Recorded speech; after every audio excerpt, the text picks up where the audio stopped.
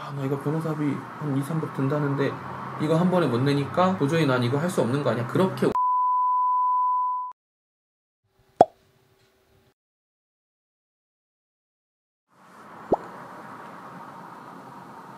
법무법인 파트원의 최용준 변호사입니다.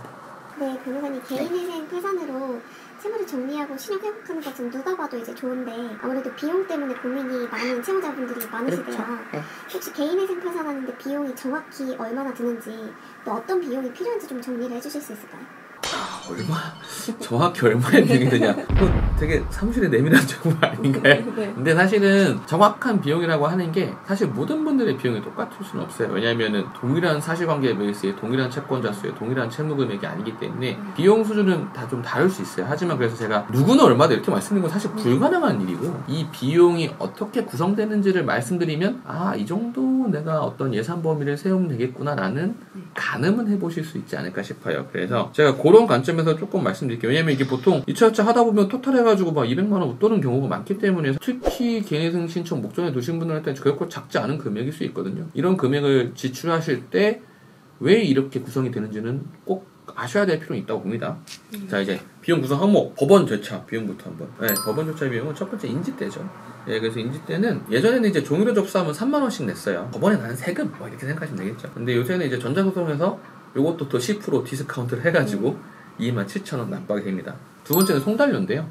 이거는 공식이 있어요. 10번 낸 송달료에다가 더하기 가로하고 송달료 8회분의 채권자 수 곱한 금액을 내게 돼요. 기본 송달료는 5,200원인데 남무 환급을 해주는데요. 모자르면 추가 납부로 또 내야 돼요. 세 번째는 민사 예납금인데 이게 회생 절차를 판사님이 일일이 다 하시는 게 아니에요.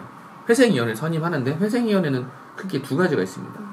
내부 회생위원, 그러니까 법원에 아예 고용된 회생위원이 있고 또 외부 회생위원. 여기서 외부 회생위원은 보통 변호사 같은 존재들 이런 분들을 말해요. 그래서 만약에 이 사건의 특성상 법원에서 보기에 외부 회생위원을 선임해서 진행해야 된다면 15만 원의 외부 회생위원 선임 보수 비용이 발생합니다. 개인 파산 같은 경우도 마찬가지로 파산 관제인에 대한 비용이 발생하게 되는데 원래는 30만 원이었는데요. 그게 이제 올해부터 40만 원으로 올랐습니다. 그래서 경우에 따라서는 이 채무액이 많고 파산관제인이 할 어떤 재산정리 자체가 많다 할 경우에는 이 예납금이 100만 원까지 올라가는 경우도 있어요.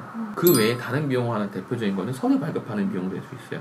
사실은 이 부채증명서 같은 서류 발급하는 거는 채무자 본인께서 하실 수 있는 부분이긴 한데 이 은행 같은 경우에서 채무자 본인이라면 좀 빨리빨리 안 해줘요. 그래서 내가 생업을 이어나가기도 바쁜데 각 금융기관 돌아다니면서 발급받기가 힘드니 또 대행 기관에 맡기는 경우들이 많고요. 이런 경우에는 한 곳당 보통 10,000원 정도 부채 발급 비용이 발생합니다. 마지막으로 큰 비중을 차지하는 게 아무래도 변호사 비용이죠. 제가 이 부분을 말씀드린 건 되게 예민한 문제일 수 있습니다만 대단히 당연한 일이에요. 그런데 많은 변호사님들이 그러시겠지만 저 같은 경우도 사건의 난이도, 채권의 수가 얼마나 있고 채무액이 얼마인지 그리고 절차 진행 중에 예상되는 법률적인 이슈가 뭐가 있는지 이런 것들 고려해서 하는데요. 사건의 난이도는 아주 쉽게 말하면 급여소득자는 더 쉽죠. 영업소득자는 더 어렵죠. 그리고 현금성 소득을 소명하는 경우는 더 어렵겠죠. 그리고 당연히 채권자가 5분인 분보다 10분인 경우에 더 힘들 거고요.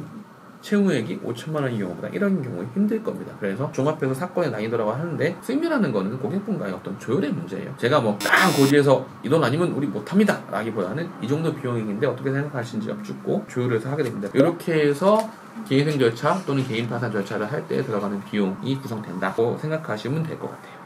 개인회생을 하는 상황에서 어떻게 수임료를 내야 할지 걱정하시는 분들도 많으신데 그렇죠.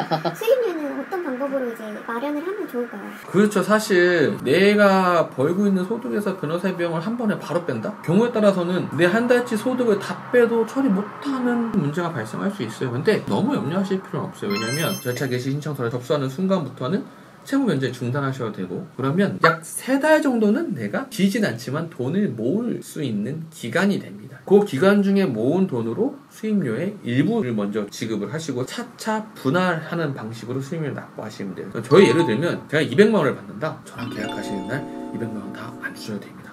제가 그 상황에 따라서 분할을 해드리고 신청하시는 채무자반의 현실적인 상황에 맞춰서 얼마든지 그거는 조율 가능하기 때문에 야, 이거 변호사비 한 2, 300 든다는데 이거 한 번에 못 내니까 도저히 난 이거 할 수 없는 거 아니야? 그렇게 우려하지 마시고 저뿐만 아니라 어떤 변호사님들한테라도 이러한 개인회생을 목전에 두신 분들이라면 꼭 먼저 물어보시면 좋겠어요. 물어보는 거 힘들지 않습니다. 비용에 대해서 너무 심한 우려나 두려움 갖지 않으셨으면 좋겠다라는 게 제가 드리고 싶은 말씀입니다.